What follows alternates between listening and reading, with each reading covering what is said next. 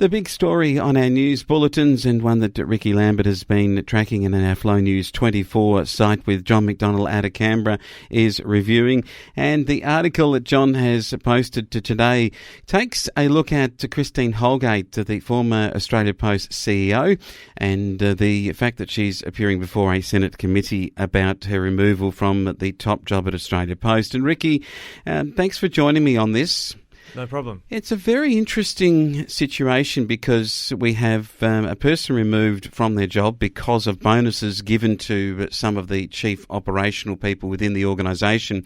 We might point out that Christine Holgate has, in this role, been paid over $2 million a year to be the CEO, a very well-paid position. There is the fact that in her removal from this particular role, that at the time of the removal over these watches, that both the government, the Prime Minister and the Leader of the Opposition, and in fact the Greens, all agreed that that there was something wrong with the situation at hand. So could you explain why there is a problem now with her and some of her comments about now being bullied and so forth at this Senate committee hearing? Well, it's quite clear in the Canberra bubble there's a whole lot of energy being expended about issues about how women are treated by others in politics, and I think she's sought to cash in on that particular debate by saying, well, I was bullied. You've got the former PM's wife, Lucy Turnbull, saying she should be reinstated and that she's a victim of misogyny. But let's go back to Ahmed Fahour, the previous CEO of Australia Post, who was being paid $6 million a year, and there were regular posts on Facebook and all through the media, on the ABC website, criticisms of his performance as the CEO of Australia Post and of the level of his salary. Now, he never complained he was being bullied or harassed or victimised or targeted because of his personal qualities.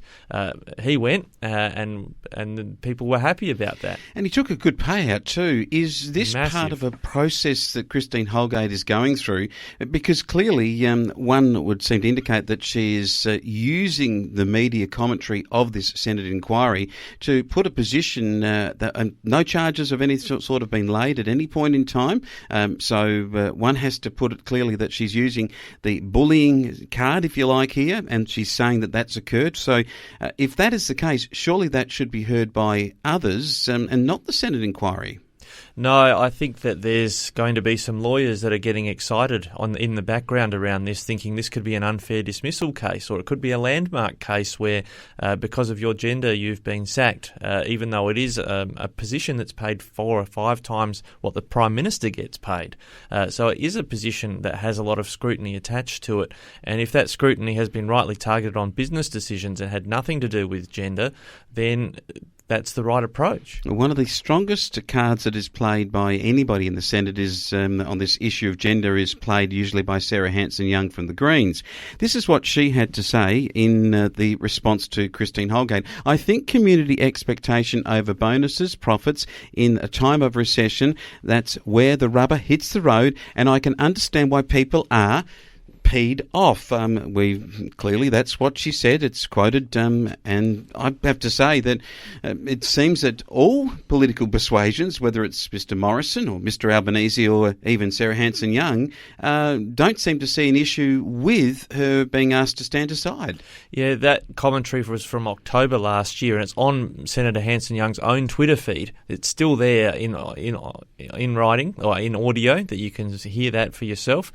And so she was part of a number of people who were critical of Australia Post. She did say just before that, quote, "It wasn't necessarily your fault," but the general commentary across politics about this watch decision was one that was targeting the appropriateness of the bonuses that were being given to the executives. And, you know, just like in football, when your team's losing, it's the coach who goes. In this case, it's the CEO who goes when you've made some poor decisions. Okay, the chairman is Mr D Bartolomeo, and he's told the hearing he categorically denied that there was any move to privatise this service. Now, let's move to this because there is a implication here from a whole range of problems that could be associated with both the former CEO's removal, but also now moving forward with Australia Post, and that could be that our regional post offices could become privatised in the future, and in that particular scenario, some of those regional post offices could actually go. Yeah, good on you, Wayne. It is important we actually focus on the issue here, and this gender and the bullying thing is overshadowing the actual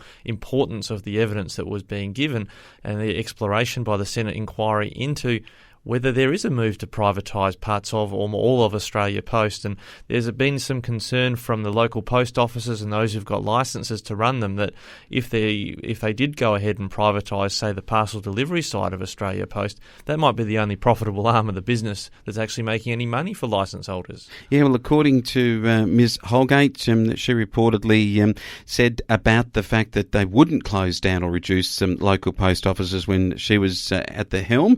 But then again, as you say, if we remove the profitable part of the business, then is there going to be some big changes ahead? And many say that there would need to be some changes ahead because the postal business has significantly changed, particularly in the last 5 years.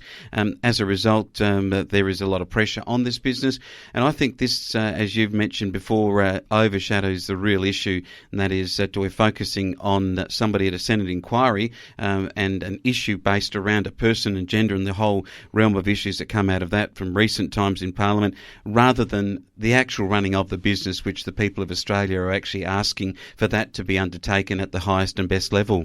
Yeah, what we're missing here in this identity politics about gender and bullying is the real issue, which is about Australia Post. It's been a tradition for a long time in Australia that it delivers the mail and looks after our communications, but there's a disruption going on where now parcel delivery is the big deal and people can email each other now. They don't need a letter to be sent from one to another. So there's an ideological decision that needs to be made about, does the government need to keep running mail?